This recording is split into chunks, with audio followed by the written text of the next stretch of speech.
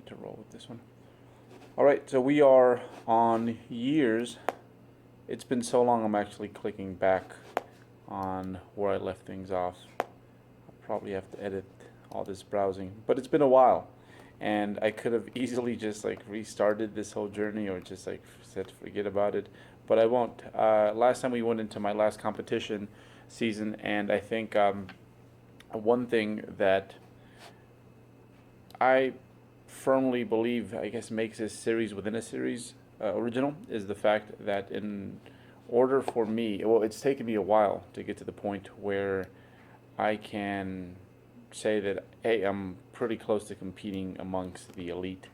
And for some folks, it's not quite like that. They lift weights for 2 3 years, and then before they know it, they're like on the world stage, like fighting for top five placings. But that hasn't been my story, and I think because of that, it's a bit more relatable, and I think you guys can learn a lot more because from my mistakes, because it hasn't been a smooth transition. So last season didn't go according to plan. Things just kind of spiraled out of control for a minute there, and I was left with a physique that again didn't really, in my opinion, just was not a good demonstration, a good way for me to represent my hard work, because I worked really hard, but I didn't look like I worked really hard. So the next year, I got help from my friend Lane Norton, and Lane is someone that I had known since I think we were on the teenbodybuilding.com forums. So we were both um, either like running out of teen years or in our early 20s. And yeah, so I got him to take care of basically overlook my entire prep, and it went really well. It went really well in regards to placings, in regards to I guess the year prior, it made me feel like, hey, maybe the sport just isn't for me, and I was actually really close to just dropping it and perhaps focusing on things that I figured I would excel at. So I did things right, and I think at this point in my life, it was very hard for me to just simply say that I don't know, and that I need help. And even though there were certainly a few things that I didn't do right, having him overlook the majority of my prep made sure that a lot of like my basic fundamentals were set in place. And I ended up competing at a body weight of, I believe, first show was 164. And it was crazy because the year before, one of the judges had come up to me and he was like, you would do really well if you just gained 20 pounds of muscle. He's a judge that's like classically known for like loving mass monsters. And I shook my head because I knew that was not the case, nor that was ever really going to happen. So the next year I compete much lighter. I think, yeah, I was almost 190 when I did their show. So he wanted me to compete at 210. But anyhow, I competed at 164, and he's like, "See, I told you, like that worked. You put on some good mass." And I didn't want to break it to him that I'm actually about 20 something pounds lighter than when you last saw me. So yeah, no, things worked really well, and in short, it's also a year where I learned quite a few things. I think in the weight room, or just when it comes to just bodybuilding, because I learned things in and out of the gym. Um, in the weight room, I learned that no single training day can make you, but it can break you. So I messed up my SI joint that year, and I remember the rep, how much weight was on the bar, and why perhaps I should not have been lifting that day, much less grinding out, which I think it was my sixth rep with 445, and which was relatively lightweight at that point in time. So I ended up going through most of that prep with a bum SI joint, and it was one of those things where I decided to just go through with it because I was realistically about 5 6 pounds off from stage weight. So I learned that, and then also I learned, I think that saying I don't know is not necessarily a bad thing, and if anything, like to to this day, I recall that year, and I try to stop and think about things that I don't know, that I don't feel quite comfortable with, and I try to expand on that. So, yeah, it taught me those two things, and then also just gave me confidence in when it comes to just reaching goals. That was a big one. That hey, if I have a plan, I have my stuff organized and just work really, really, really hard, that I can get stuff done. And that was something that I didn't quite believe at that point in time in my life. So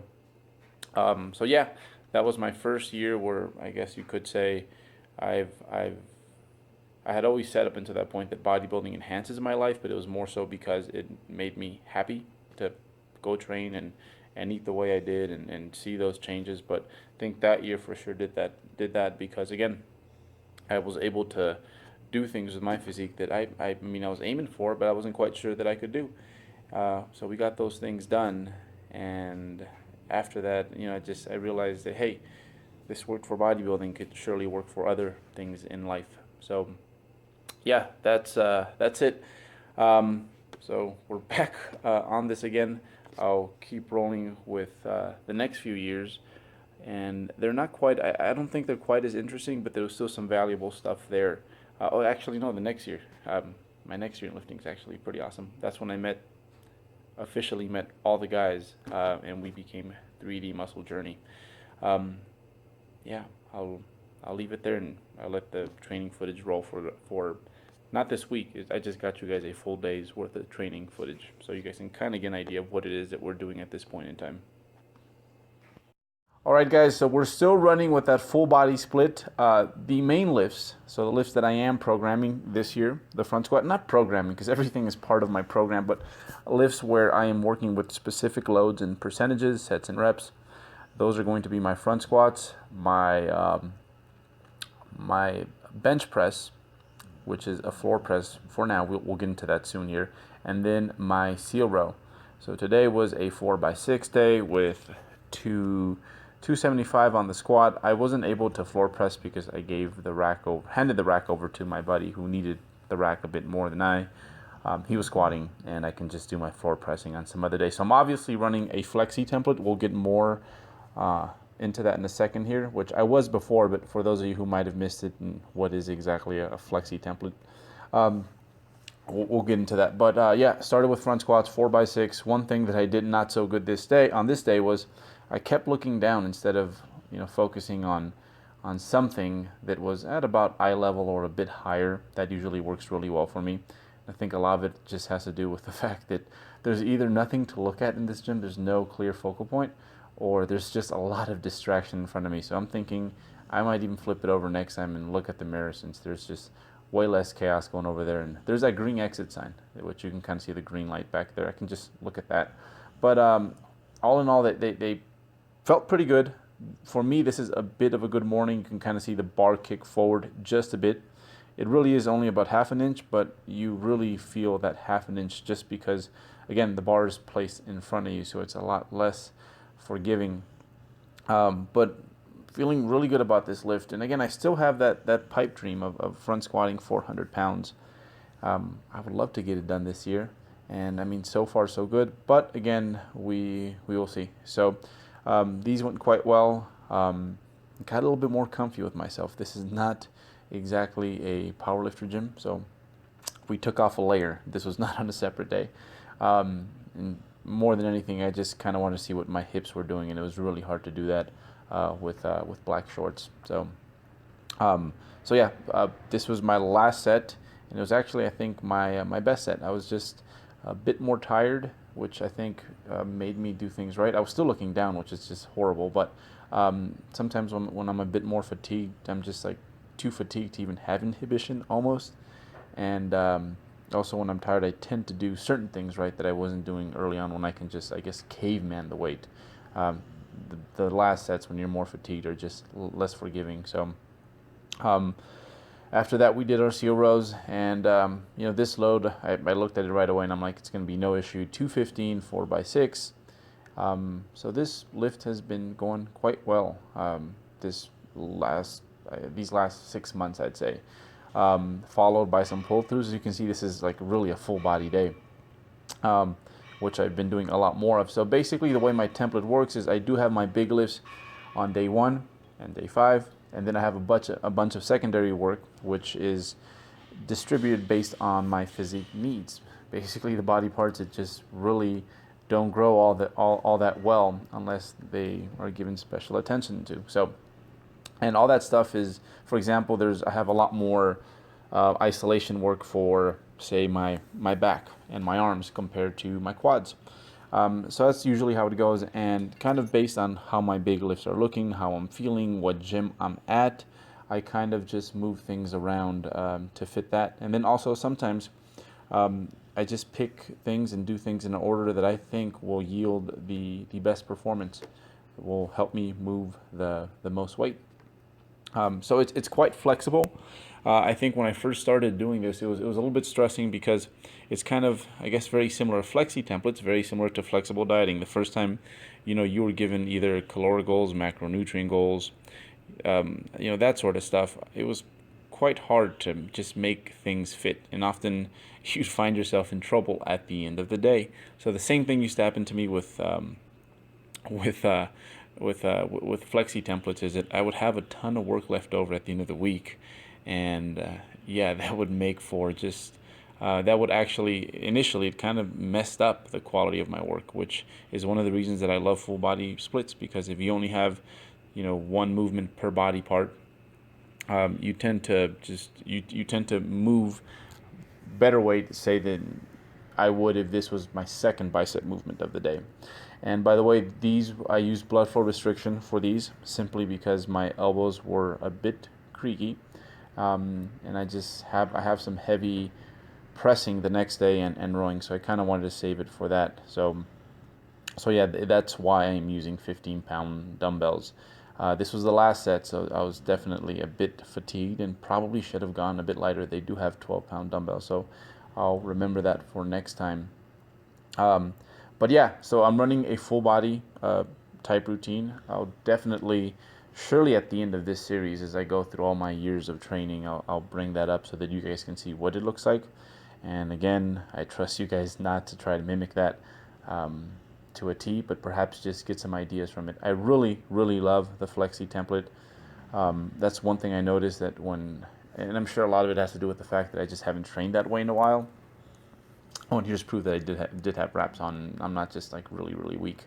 I think one thing I've noticed right away when I perhaps add 3, or I end up with 3, say, back movements in one day, is that the